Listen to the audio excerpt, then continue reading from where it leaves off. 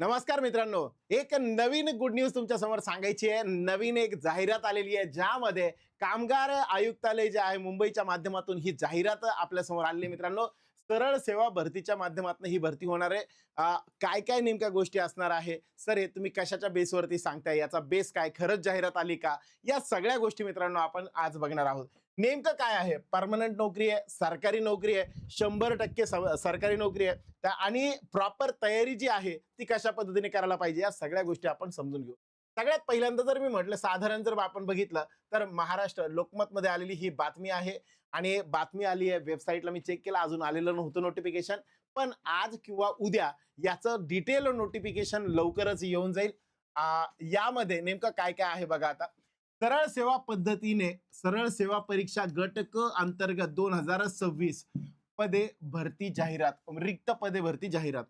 महाराष्ट्र सुरक्षा नोकरीचे नियमन अधिनियम 1981 कलम 6 स्थानिक विविध सुरक्षा रक्षक मंडळे व महाराष्ट्र माथाडी समान व इतर कामगार अधिनियम 1961 अन्वये कामगार मंडळ यांच्या प्रशासना नियंत्रित एक पर्टिक्युलर जाहिरात जी आहे ती काढण्यात आलेली आहे. यानुसार कोणते कोणते खालील संवर्ग, एकूण 22 वेगवेगळे मंडळे आणि 12 सुरक्षा रक्षक मंडळांतर्गत ही पद भरती काढण्यात आलेली आहे.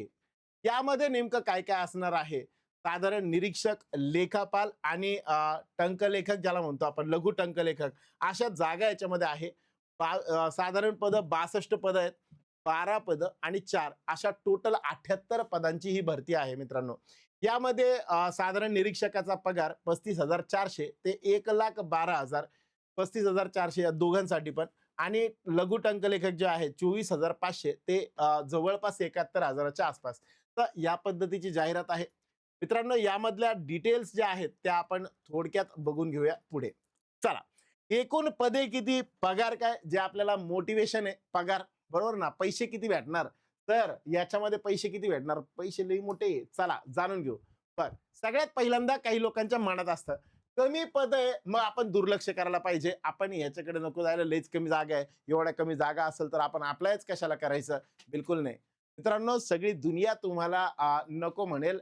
असं वाटेल की सगळेजण, बरेच जण म्हणतील की नाही करायला पाहिजे, चर्चा करतील. चहा प्यायला बसलेले 10 लोक आणि 10 लोक चर्चा करत असताना म्हणतील की नको, आपण हा फॉर्म भरायला नको, लईच कमी जागा आहे, पण गपचूप जाऊन ते फॉर्म भरणार आहे. त्यामुळं अशी हलगर्जीपणा करू नका. सरळ सरळ मी असं म्हणाल की कमी कमी पद आहे म्हणून फॉर्म भरायचं नाही, उलट चांगलं आहे.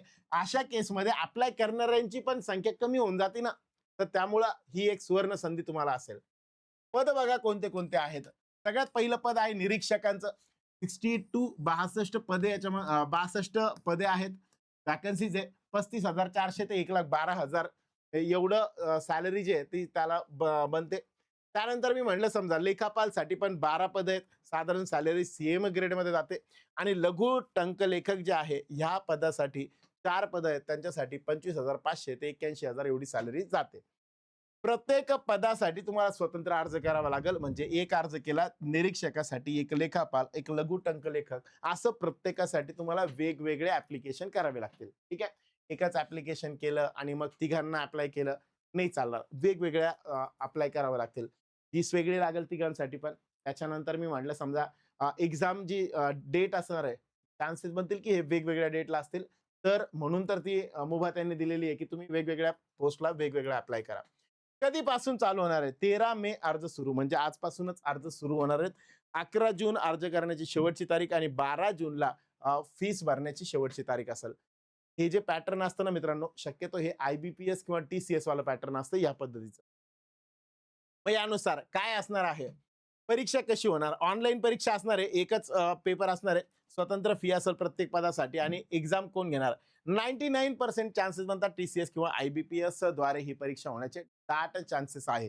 याबद्दल जर मी म्हणलं, समजा ही जाहिरात जी आहे नेमकीच आलेली आहे, ती जाहिरात तुमच्यापर्यंत पोहोचवायची होती. वॅकन्सीज चांगल्या आहेत, पगार चांगला आहे, सगळ्यात महत्वाचं म्हणजे कामाचा पण लई काही लोड नाहीये, या सगळ्या गोष्टी आहे. महाकामगार.महाराष्ट्र.gov.in इथं जाऊन आपल्याला या सगळ्या गोष्टी ज्या आहेत त्या भेटतील. पुढच्या एका अपडेटमध्ये पुढची जे काही अपडेट येईल, जशी संपूर्ण जाहिरात येते तशी तुम्हाला ती पाठवली जाईल. प्रत्येक पदासाठी सविस्तर सिलेबस काय असणार आहे, शैक्षणिक पात्रता काय असणार आहे, क्रायटेरिया काय काय असणार आहेत, सोबतच टायपिंगच्या अटी काय असणार आहेत, या सगळ्या माहितीसाठी पुढच्या चॅनलला जोडलेले राहा. ठीक आहे. पुढच्या जशी ऍड येते तसे मी हा व्हिडिओ म्हणजे नवीन व्हिडिओ घेऊन तुमच्या समोर परत येऊन जाईल. चालेल. चलो तर thank you very much. Good day to all of you.